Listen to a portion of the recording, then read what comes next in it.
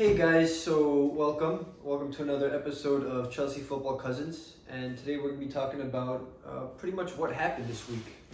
This week in the Blues kind of thing, where we'll go over the post-match analysis of the Liverpool game and then the post-match analysis of today's game against Barnsley.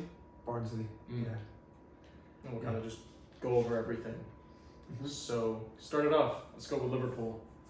What did you think about the game? Look, if we're gonna even contend for the top position, you guys are worrying about points early on.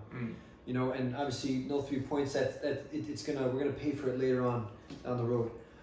But the 2 goals that we got scored on were 2 individual mistakes. So therefore, I'm not that upset because I feel like those 2 individuals we're looking at getting replaced anyway. So in my head, yeah, shoulda, woulda, coulda, but I could have easily seen that game being a draw and getting a point out of that. And that's pretty much what Lampard said too, for his post-match review. Yeah, for me, I looked at it a more negative kind of take. This was like one of the only matches where I just couldn't watch. After you stopped watching? Yeah, after the Christensen red card, I just turned it off because I knew like just the floodgates would open, and then I periodically checked back. I didn't turn it off. I just was like, you know what? I'm just gonna let it play in the background, and just first few minutes of the first half, they subbed on Thiago, and then they scored a goal instantly, and I was like, that's it. Like that's really the game. To me, it looked like we were lacking in midfield. You know, there were some bright individuals here and there. Werner was, you know, his just natural self, who's played very well, made some great runs. He's a workhorse, you know. He's always sniffing these runs up. But it's upsetting because nobody translates those runs into plays. It's always you see him run, then he's offside, and then we'll play the ball. And that's pretty much what Henderson did to who did Christensen take down? Mane, right? It's runs like that. Yeah. Right through the middle, open alley. No one was there. Yeah. And I think it's maybe we're not used to playing with each other. Like I'm hopeful because we're only playing with the 2 out of the 7 new signings that we have, and these players haven't had preseason with each other. So yeah, they you know aren't reading each other's plays or thought processes, but it's like at the same time, Jorginho was slowing the ball. That's not new. Yeah, but still, just he's used to dinking passes at far range, and to me it seemed like he was playing catch up the whole time. Against Liverpool, if you got to be on your, you have to be 100%, especially defensively. You got to be on your A game. But that's why I didn't really take it too hard to the heart this game because the 2 positions where we lacked the most were looking at getting people. Yeah. And I know, we already made a whole bunch of signings, but you just saw in this game our weak spots. Our holding midfielder got walked over. The ball played by Henderson that went theoretically right through his position. Where was he? Who knows? And the goalkeeper, the awful pass that went to who? To Mane. He scored both goals. Did he? It's, I don't know. And we're looking at getting a new goalkeeper. So yeah, to me it's just a lack of confidence in our goalkeeper. If you think about it, Kepa actually came out for the ball, and I feel like if Christensen had a little more trust in Kepa, he would have said, you know what, I'm gonna let him take the shot on goal and see what happens. But you can already tell they were never really passing it back to the goalkeeper like they used to earlier of last season. They would always kind of bring that triangle out, bring it out to the wing, and pass it up to one of the wingers. Now it just seems like they're actively avoiding any type of confrontation with Kepa because it was low confidence. And I think the fact that Christensen had to be like, I have to actually grab this person for any chance to prevent a goal, I think speaks leaps and bounds to your goalkeeper, especially one that you paid £72 million for. Let's not talk about that. Do you think that was noble from Christensen? The more that I because look, sometimes it pays off where the player would miss the penalty and then this guy's a hero. Yeah. You know what I mean? So can we really kind of prosecute him there, or? So in the moment I was angrier at Christensen for doing that because in my mind I didn't. Because it is Mane. It's not going to catch him. Yeah. He had to, I guess, at that point. But in that moment, I was thinking, this is the last minute. Why would you build that tackle? But also, how did you get caught in that position? I think that's what I was more angry about because there's times where we just switch off it's you literally see it. We'll press, and then for 30 seconds to a minute, it's like everybody just like switches off. Everyone's a step behind, a step delayed. They don't think a step ahead, and they we're caught with our pants down. yeah, like literally just a pass through them. The amount of time Henderson had to play that pass right through the right through the middle of everybody, and nobody converged. Like literally nobody came to tighten that space up.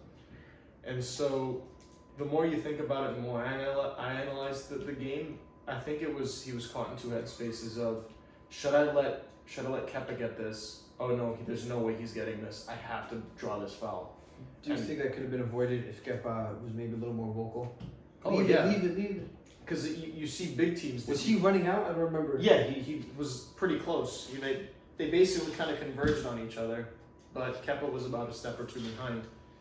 And I mean, he was the entire game. Remember when he chased Salah, came all the way out of the box, Salah got to the ball and he had to run all the way back? I was a little nervous there. Yeah, so it's just the goalkeeper, honestly. It's like, I mean, there have been a lot of individual errors, but a lot of this stems from the back, and you and I have talked about it personally. It's just like these goalkeepers will cost you mistakes and will cost you the league. Because like Liverpool had it with Karius, cost them the Champions League. That one or two errors where it matters will lose you the game. Or Claudio Bravo for Man City, the second they brought in Ederson, they won the Premier League. So it's like, you'll have these goalkeepers come out, challenge for the ball. They're vocal. No, I got it. Don't worry. They put everything on the line, and to me it just seems like Kepa's going for the easy saves, and he's just not focused. And that just became more apparent today at the game. We saw what Caballero did. You want to move forward from the Liverpool game? Yeah. Onto a positive note, right? The game against Barnsley, 6-0. Did it finish up? Yep. Bunch of positives to take from that game. Also a couple negatives, but I forgot why we had Caballero starting the last couple of games last season. I forgot what this guy could do. Yeah, he's not that good, but he's still a major upgrade from what we have in the goal right now. Yeah. He's, I didn't watch the full game, but then I went back home and I watched the highlights. And everybody just seems a little more confident in the back. Dude, he yells like he yells. He was yelling at Tomori for a bad pass. He lets people know. His reactions are still pretty good. And it's just, even though he's not the best goalkeeper, you still chew your nails whenever we're being put under pressure. But, I mean, he saved more shots in a game now than Kepa's probably saved in half the season of last year. Like, what was that, 6-7 shots he blocked? Yeah. So and like, good shots from the other team. Yeah. They got through a couple times. I was a little nervous, especially in the first half. But, dude, he was putting them away, dealing with them. And then that, that's your foundation right there. That's your man in the back. It's scary because it's just like your 39-year-old backup goalkeeper is better than your 24-year-old starting goalkeeper who you paid this amount of money for. Yeah. So if I'm going to be honest, I think we're bringing in Edouard Mendy, and I think Kepa is just going to be weaned off until we either loan him out because we still have him on a 5-year contract. We signed him at 7 2 years ago. And we're going to wean him off somehow. It's just... Yeah, but on the positive side, what are some positive takes from this game? I thought against Barnsley, link-up play was fantastic, especially towards the second half. Between Tammy with Tammy and Kai Havertz, Mount's work rate is always good. Always up there. His passes, his plays. Giroud came in, he made a difference. His hold-up play is fantastic. He had, 3 assists? 2, 3, yeah. And I think to me it shows that what Lampard was saying at the beginning of the season, where he's like bringing in these players is to improve. It improves the competition. It makes these players better. Giroud was playing like back passes. Tammy was back passing. Giroud was holding up the ball. Got onto it's not the best team we were playing, but these guys were hungry to prove like, hey, I deserve the starting position. No, I deserve it. What do you think? Yeah, instead of last season where when Tammy was doing bad, Giroud could have done. He ended up doing great, but he could have done half as that, and he still would have probably started. Yeah. This is what I took from the game. I think our men of the match are definitely Caballero on goal. Barkley, I think, did great for me. playing that center mid position. Mason Mount's work rate is always awesome, and I mentioned one other person. Do you remember? Kai Havertz. I mean, No. his hat trick. No. No. And Tammy. Barkley, Tammy, Mount, and Caballero. Very happy with. Barkley was strong on the ball. He was decisive. Yes, he missed the sitter, but I liked what I saw. Yeah. Tammy, the dummy he did, that's high football IQ. You know what I mean? And you gotta. Actually, I think Warner was being a little nervous there because we just saw what Tammy could do, how well someone else could play around him. You know what I mean? Warner might be the better striker, but the better link-up player. You know what I mean?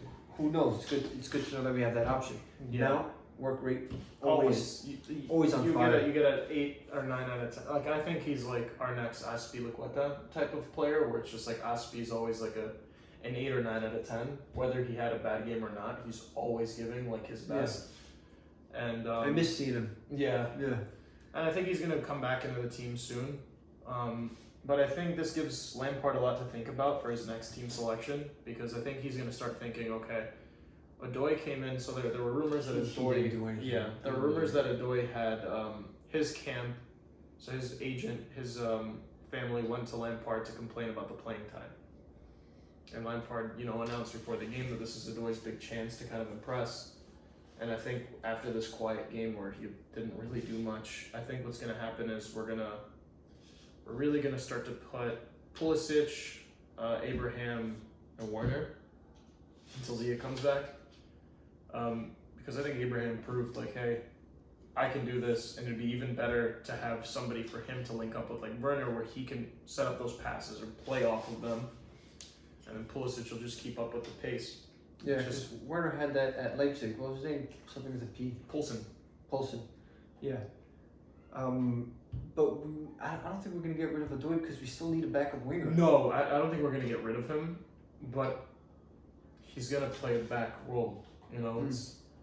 I think we need another winger, if I'm going to be honest, but we have a plethora of youth to pull from. Like, we have just such a large loan academy that we can pull like a backup winger out. But I mean, what upsets me is that he wants first team football and he's not playing it. So it's just like, yeah, you can demand it because Bayern was interested in you 2 summers ago, but like, let's be grounded here. And he's making one of the highest wages on the club, team, right? For a youth player, Yeah. He's 18, 19 still, and he's making 150,000, I think, a week. Yeah, that's gonna be tough. It's tough because nobody's gonna be able to pay his loan wages, and that's another thing. So besides Odoi, any other negatives from this game? Any other negatives? I think same old. Kovacic did good. He's not a holding midfielder though. No. We need a holding midfielder, and that's why we have the world's best one in the team. I know, but if we're not going to play him there, Jorginho and Kovacic are not going to cut it. No way. So it's upsetting. It's yeah. Why can't we just play Conte? Play Conte as the center defensive midfielder. Antonio Conte did it. Won the Premier League. Conte got the world's Premier League's best player, PFA. Yeah. And then ever since that, we've been playing him as a center attacking mid with Sarri. And it's just like, why? Yeah. Well, look, he has... I agree. And when we were playing him as CDM, the couple games before he got injured last season, nobody got back. You could tell, no one was getting through. But he offers so much, dude. Anything he touches is, going on the attacking phase, just give him the ball. On the defensive phase, he's scoring goals, He's a better center mid than we have on the team right now. Yeah. But that's the thing. It's like, do you have him as a 10 out of 10 center defensive mid or as an 8 out of 10 as a center mid? What is it? The sum of the parts. Yeah, do not equal the whole. That one. Whatever it is, but Ganta's an integral piece. And look, if we're gonna play him center mid, fine. We just need a new CDM, man. Someone that can break down those plays, the runs, be physical. Rice. That's what I'm talking about. Rice this whole time. Yeah, but honestly, I just think keep Conte in his position. And then what? Mount and Barkley? as a center mids? Mountain Havertz. Havertz, like basically my dream setup would be, you know, whoever a goalkeeper is, 4 in the back, sweeper is like a Conte right in between the 2 center backs, and then attacking mid, and then just our attackers. The thing is, Conte had Fabregas. Fabregas was he was a guy taking the ball up. Yeah. You know what I mean? Yeah. We don't really have a well, we do. He's injured though. Yeah. His name is Billy G. You know what I mean? Yeah. And that's where you see us kind of hurt when we have Jorginho, when we don't have Jorginho in, because he plays the ball well. He has good passes. He does, but I think Havertz can fill that role. That's a tough role to fill. Havertz has good passes. Yeah, but he doesn't have the physicality just yet. No, not yet. He's gonna get ran over, dude. But that's why I think maybe keeping Kovacic there for now, because Kovacic is like a 7 out of 10 and everything. He's pretty quick, doesn't have the greatest shot, but he can carry the ball. He has okay passing. I just think Jorginho has too many weaknesses in the wrong positions. Like if you play in the CDM, you're already losing a fight to anybody faster than you. Yeah. So you mentioned CDM against Liverpool. Who's their CDM? Fabinho. Yeah. I always mix him up. Fabinho. It's Fabinho. Did you see how he locked down Werner? That's a CDM, Yeah. not our CDM. Yeah. Who gets played right through to Mane. Yeah. Did you, dude? Werner couldn't do anything against him. Yeah. He That's a locked him CDM. out. Yeah. Dude, I thought he was playing center back at some times. Mhm. He did what he had to do. Werner was shut down. Yeah. Didn't even make it back to the back line because No. their defensive mid just took care of him. We don't have that. No. Well, I mean, we do, but we don't play him there. So it's just like I don't understand why. And you can tell Conte's not naturally an attacking midfielder. Like there was one play where Conte got into the box and James was running behind him, and he just didn't lay off the pass. He was looking more of like, okay, let me pass it back and control the play. But that comes from his defensive background. He's not thinking, okay, lay off the pass to the guy who's eventually going to cross it in. He's thinking, okay, I have the ball, I'm going to control it to prevent possession and coming back to us, or for them to regain possession. So it's like, these lapses in the thought process, I think, are what causes these individual errors that eventually lead to the goal. It's just people aren't played in the right. Like Ruben Loftus-Cheek shouldn't be on the wings. Should never be on the wings. Yeah. He's just not a winger. He's a holding box-to-box midfielder. Yeah. So putting Havertz as a center forward, sure he can play that position, but we have Tammy Abraham, we have Giroud, we have Werner. Why not bring him to the wing? Tammy played the 10 today, right? No, sorry, not No. Tammy. Kai played the 10. Kai played the 10. He played pretty That's high his up. actual position. I'm interested to see how he does in the center mid position because he kind of gets ran over sometimes. You know what I mean? Yeah. He's pretty skinny, kind of lanky, and he doesn't have like that grace yet as he did in the Bundesliga. Mm-hmm. So I don't know if he's gonna be able to play that center mid position. I think as a number 10 he did great, but this is also against Barnsley. Yeah, that's true. You know what I mean? Yeah, some of the goals he scored were not like, okay, world-class quality. It was, just the simple goals that, led from mistakes, or like Tammy said, his first goal. But overall, I mean, I'm excited. We saw Thiago Silva and Chilwell. Yep. We're really just missing Ziyech and Pulisic coming back. I'm excited for Pulisic. I'm He was the guy we just gave the ball to. Yeah, honestly, he was the more direct hazard on the team, you know? Like, all right, we got the ball back, just give it Just that give guy. it to him. And I think it's even cooler now that he has Werner to play up with, because Giroud couldn't keep up pace. I'm really interested to see his link up with Kai. Yeah. I'm excited. And Ziyech's passes too. Like those, he can fill that like Fabregas pass setup role, because you can also play him as an attacking mid and put Adoy as a winger. And there you go. You have another, like, I would argue, world-class passer. Heck yeah. Oh, absolutely. So it's exciting. I think that's why Lampard brought Ziyech in, is to let's set those long balls that are accurate so Werner can catch up to it and grab the ball and score. So it's just, we're missing that one. I feel like we're all moving in a good direction, but we're missing something. There's something missing. And unfortunately, it's one of the most important parts of the team, a goalkeeper and a CDM, where we have the CDM, but we don't want to play him as a CDM because of other reasons. Because we also need Gunter's good in any position. You know what I mean? So how he's weighing in now, it makes more sense to play him as a center mid because we have a decent CDM, but it's not gonna work out. Yeah. But in summation, I really like the game today. What I saw, I like to see. Yes, we could always do better, but I like to see that we got our confidence up. You know, like it's different winning 2-0 and it's different winning 6-0. You know what I mean? Really exercise those killer instincts. Mm-hmm. I like to see that. And dude, I'm excited. I am too. I think this was. I think we took it like a preseason match where we played players that haven't touched the ball yet, see how they move, see where they limber, what are their strengths, weaknesses. And overall, I mean, we played good football in the second half. First half was a little rough, but I'm excited because it's just like everybody is. You can slowly see the picture of why Lampard's the manager.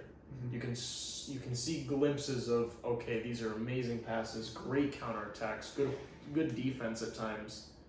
It's just we need to connect these parts together, and it's slowly coming together. So I'm excited. I'm ready for the next game. I want to see how that goes. Yeah.